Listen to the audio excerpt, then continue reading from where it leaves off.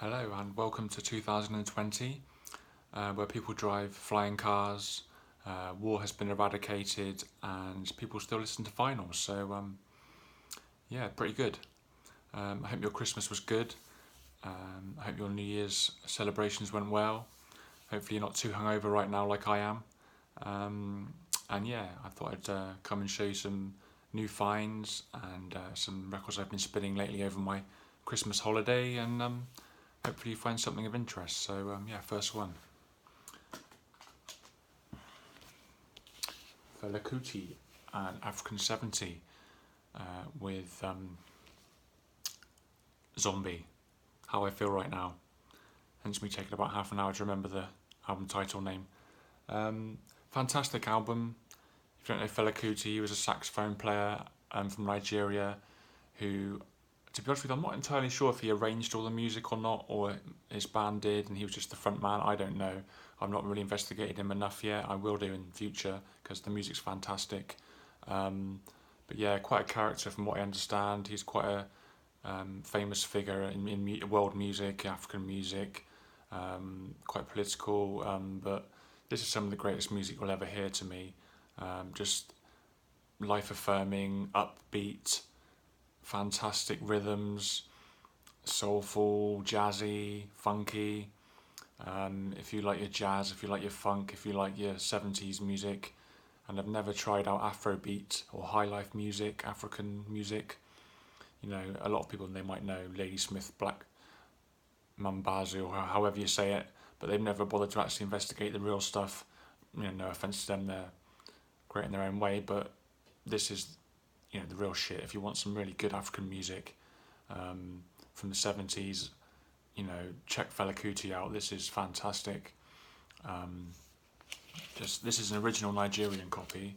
One of my local record shops has got a guy that goes to Africa and buys all these original records, and he's been bringing back a lot lately. And I went in there recently with some Christmas money and got a couple, and he had so many in there. I was just drooling, like I can't believe, like I need this, I need that, but I'm not rich, so I got a couple anyway, and this is one of them. I had to get, you know, some original Fela, and yeah, this is fantastic. So yeah, definitely check out Fela Kuti if you never have. This album in particular I love, so yeah, check it out, highly recommended. Okay, next one is, now, I'm not quite sure how you pronounce that, because I knew a girl from Africa and she had an N at the front of her name and that was silent, so I don't know if it's Smart Kansas or what, but anyway, the album's Black Hustlers of Ghana, and this is fantastic. I mean, this was relatively cheap compared to the rest of them he had for sale there, but this was great. There's something about that cover, you know, so it's almost like handmade, isn't it, with the cut out picture of the guys there and the fact that it's called Black Hustlers. I just thought, man, that looks really cool. And the kind of the border there, it's really nice, and just stood out to me. I just think that's a, you know, if you know your sort of African albums, you can kind of tell if something's going to be cool a lot of the time. And I just looked at that and thought, yeah, that looks really cool. So yeah, I got that, and it is cool. It's really, really good. Upbeat again, like Fela, not in the sense that it's upbeat, fun, lively, makes you feel good.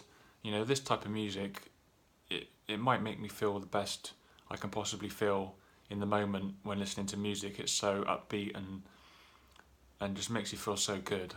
If you can find this on YouTube, maybe check it out. I don't know if you can, but if you ever see it somehow, get it. You might be able to get it on Discogs, but really, really good. It's not like a really pricey one either, because some of these African records, if you know this stuff, they can go for a fortune, you know, which Lazy Bones, etc., etc. So yeah, this was one I've been wanting to find for a long time, and I finally found a copy. Bang, from 1972. This is like heavy. If you like Black Sabbath, if you like heavy 70s rock and have never heard this album, highly, highly, highly recommend it. It's really, really good. Very Sabbath.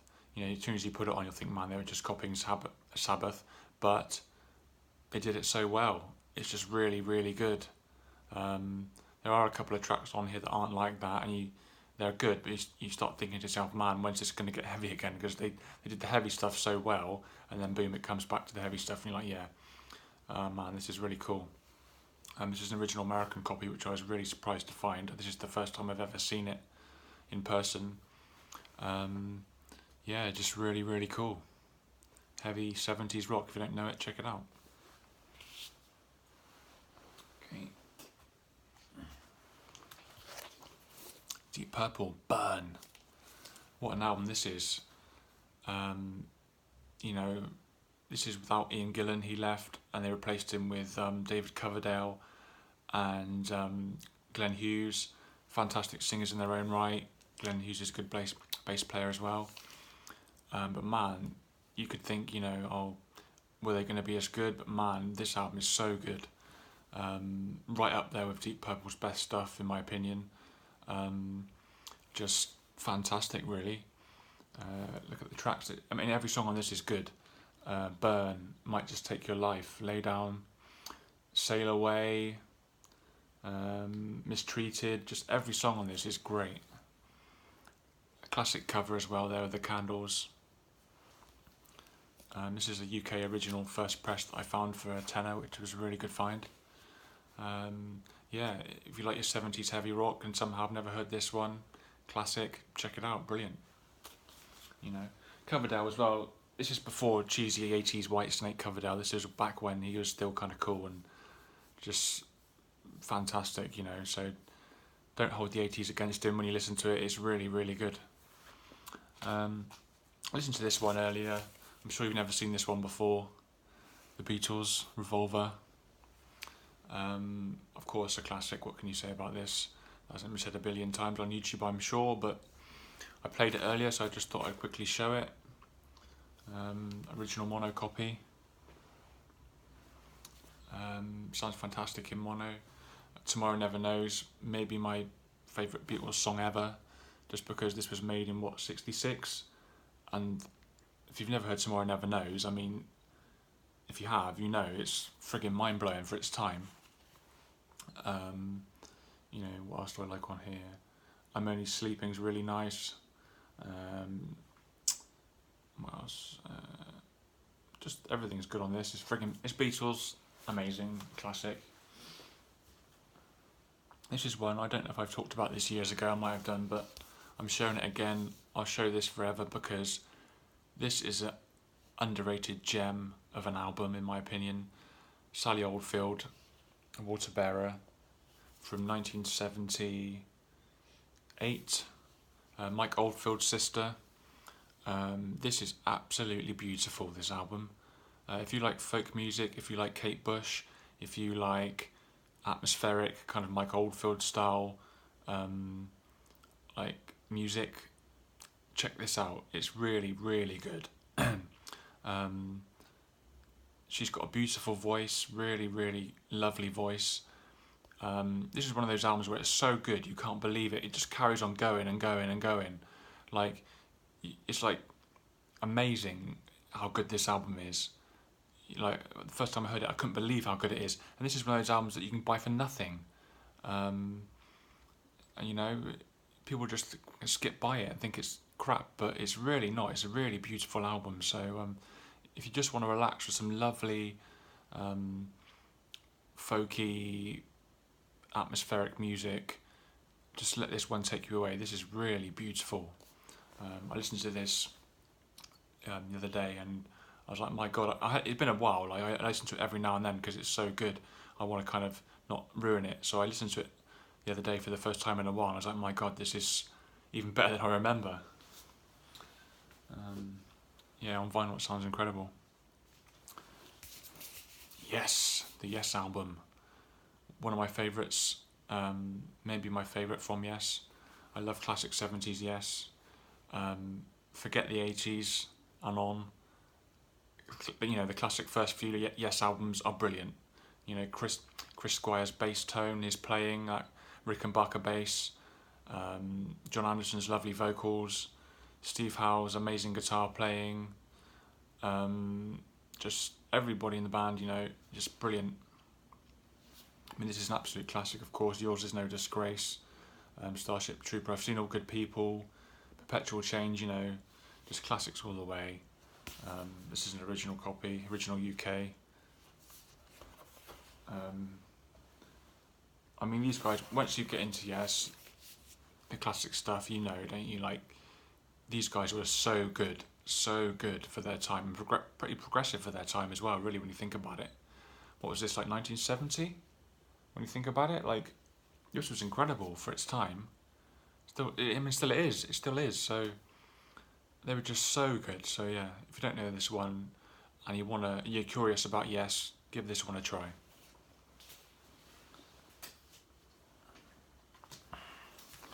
Cressida, Asylum. I think this is like 1971 maybe. I can't remember now, but early 70s. I love this band. I think they're absolutely brilliant. The original on Vertigo Swell was a fortune. This is a repress. Sounds great on Repertoire. Repertoire, yeah. Nice thick pressing. I think they mastered at Abbey Road, and you know, they did all this stuff like half speed mastering or whatever, but it sounds great. Just a brilliant band if you like prog. 70s, early 70s prog, when it was more tasteful, wasn't so overblown as it became. Just beautiful vocals, great players. I mean, this is top-notch stuff if you like your prog. If you like your beautiful 70s rock, give these guys a chance.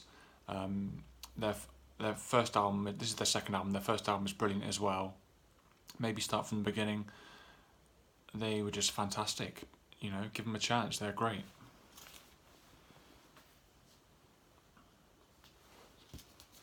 Listened to this one the other day, King Crimson, Beat. This is with Adrian Belew on vocals and guitar, as well as Mr. Fripp, of course. This is fantastic. When in the mood, this is brilliant. If you're in an 80s mood, obviously Belew sang with Talking Heads, and this is very similar in a way. Yeah, just if you like your kind of 80s new wave, if you like your prog, if you like your King Crimson, if you like interesting 80s music, this is fantastic. Great guitar playing, obviously. Adrian Belew's voice is fantastic. This is just a really, really good album. Yeah, check it out. King Crimson, Beat. This is this one the other day, Fleetwood Mac's first album with Peter Green, Jeremy Spencer doing their blues thing. Absolute classic if you like your blues rock. This is an original on Blue Harvest. Just brilliant, really. I love Peter Green. I've heard some pretty unsavoury things about Jeremy Spencer and his private life, which I hope aren't true. But yeah, a great singer and guitar player. Fantastic band. All-time classic, what can you say really? If you don't know this one, you need to if you like blues. What else do we have? I listened to this one the other day, Genesis, Selling England by the Pound. Fantastic, absolute classic album. Peter Gabriel era, what was this, like 70, I forget now, early 70s, 73 maybe, 74.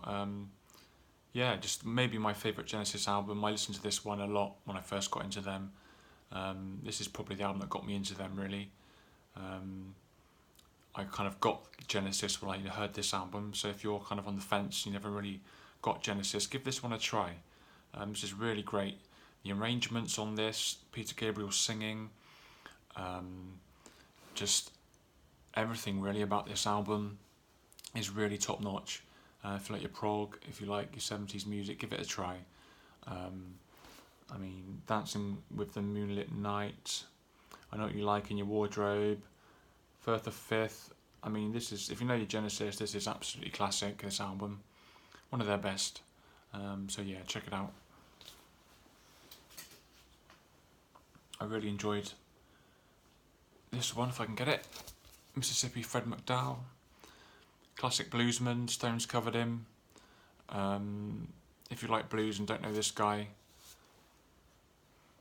check him out, because this guy was fantastic. I mean, Jesus on the Main Line, Write Me a few of Your Lines, Mortgage on My Soul. This is straight up down and dirty blues. This guy was fantastic. There's not much to say about this guy other than check him out if you don't know him. Mississippi Fred McDowell, brilliant. Barbecue Bob, if you like your blues and you don't know Barbecue Bob, aka Robert Hicks, you need to know him. This is his 20s, 30s stuff. This is so good, so good. I listened to the first side the other day and I was like, man, that is fantastic. And it's got the dates that this is recorded. And it's in 1927, 1928. I was like, wow. To think how old this is and how great it is at the same time. You know, what was going on in white music in 1927? I mean, this is incredible for its time, really. Black guys were way ahead of the curve when it comes to music. And it's funny on this because it says original recordings from the collections of Joe Buzzard and Johnny Path. Well, if you know Joe Buzzard, he was... If you've ever seen the Desperate Man Blues documentary, you might know Joe Buzzard. Well, you will know Joe Buzzard if you've seen that. He's like a legendary 78 RPM record collector, blues collector, country collector.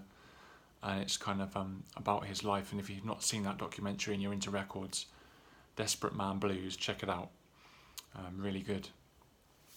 But yeah, if you like blues, like I say, check it out. Last one, Jethro Tull, Aqualung, classic. This is an original copy with the textured sleeve. I love Jethro Tull, their early stuff, their 70s stuff. To be honest with you, that's all I've explored so far.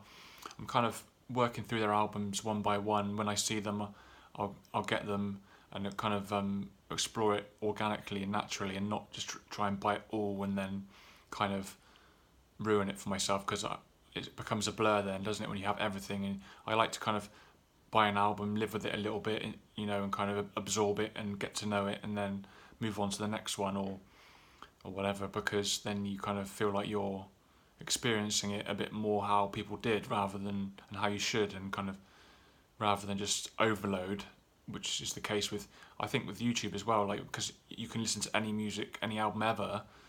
Yes, you learn a lot about music and find a lot of great stuff, but at the same time, like when you're a kid, when I was a kid, that wasn't around, and I certainly couldn't afford to buy the albums like I can now when I was a little kid. So, I would have a couple of albums, and that'd have to last me a long time. So you'd get to know them, wouldn't you?